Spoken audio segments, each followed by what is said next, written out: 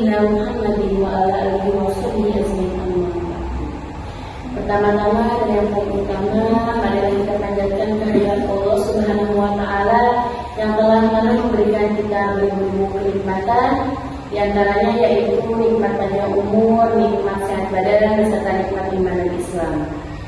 Dengan nikmat yang Allah berikan, alhamdulillah kita semua bisa melaksanakan pengajian pada siang hari ini dengan keadaan sehat walafiat. Alhamdulillah.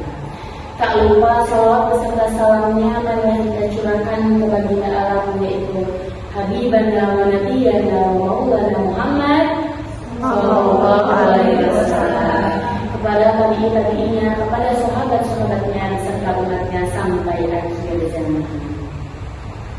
Hadirin yang dirahmati oleh Allah Subhanahu wa taala, marilah kita bersama-sama meningkatkan ketakwaan kita kepada Nabi Muhammad SAW dan kepada Allah Subhanahu wa taala.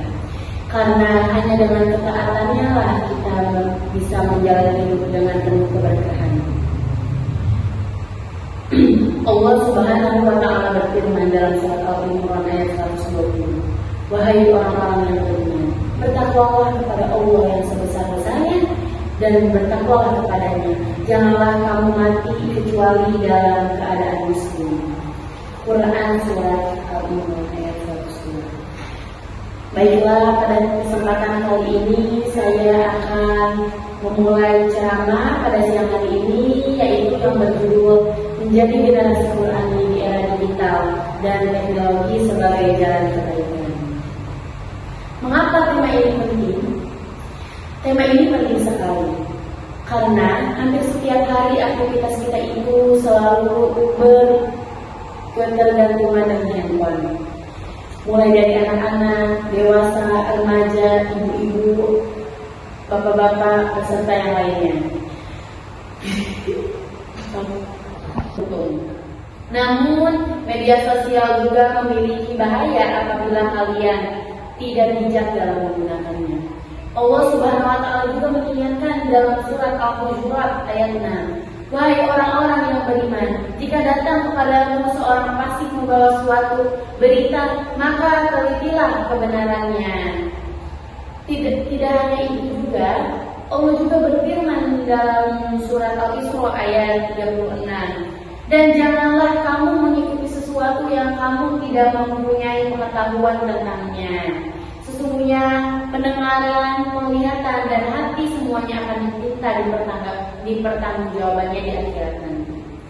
Ayat ini sangat benar sekali dengan kehidupan digital saat ini.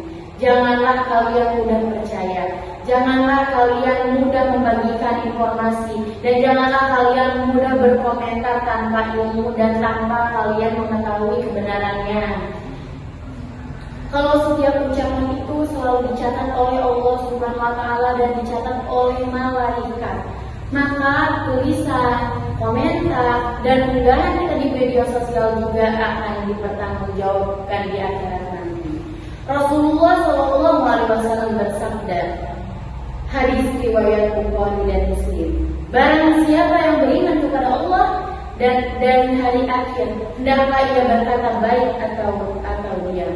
Hadirin yang dimuliakan oleh Allah Subhanahu wa taala, marilah kita semua untuk membiasakan diri kita untuk bijak lagi dalam menggunakan media sosial, dan kalian harus menggunakan media sosial dengan kebaikan dan mendekatkan kalian kepada Allah Subhanahu wa taala. Janganlah kalian terlalu fokus dalam menggunakan media sosial, tapi kalian melalaikan kewajiban yang diperintahkan oleh Allah Subhanahu wa taala. Jadi di sini ada beberapa cara yang kalian lakukan untuk membiasakan diri. Yang pertama itu kalian untuk bisa mengatur waktu penggunaan media sosial dan beribadah. Yang kedua itu kalian harus membaca Al-Quran di setiap harinya, meskipun kalian membacanya 1 atau 2 ayat. Dan cara yang ketiga itu kalian harus bisa mencari informasi dan harus mengetahui kebenarannya. Kalian tidak boleh memberikan informasi tanpa kalian tidak tahu kebenarannya seperti apa. Dan yang keempat itu kalian harus menggunakan media sosial dalam ladang dakwah atau sesuai sesuai dengan syariat Islam. Dan yang kelima itu, kalian harus menjaga adab dalam berkomentar dan berdiskusi dalam menggunakan media sosial. Paham tidak? Ya, jadi ada 5 cara ya yang bisa kalian lakukan. Jadi cara yang pertama itu kalian harus bisa mengatur waktu. Ya, jadi caranya itu jika kalian ingin bijak menggunakan media sosial, kalian harus mengatur waktunya nih. Bagaimana waktu kapan kalian bermain handphone dan waktu kalian untuk beribadah kepada Allah Subhanahu wa Ta'ala. Janganlah sampai media sosial menjadi tempat berlomba mencari populasi semata, tetapi jadikanlah sebagai tempat berlomba untuk menyebarkan manfaat. Hadirin yang dirahmati oleh Allah Subhanahu wa Ta'ala. Jadi, pada intinya teknologi itu bukanlah musuh kita. Ialah hanya alat yang menentukan baik atau buruknya kita dalam menjalani kehidupan.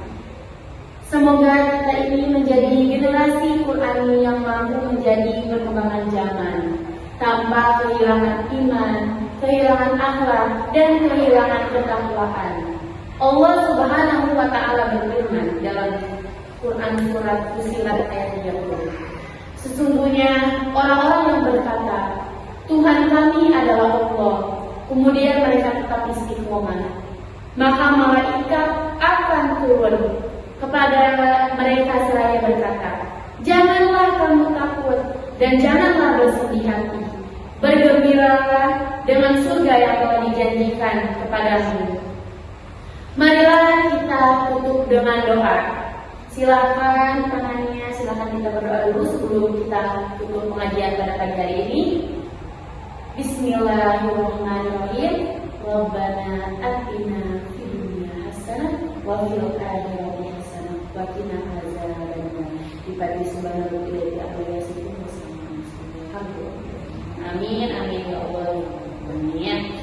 Sekian untuk pada siang hari ini, mungkin itu saja yang dapat saya sampaikan. Mudah-mudahan bermanfaat bagi ibu-ibu semuanya.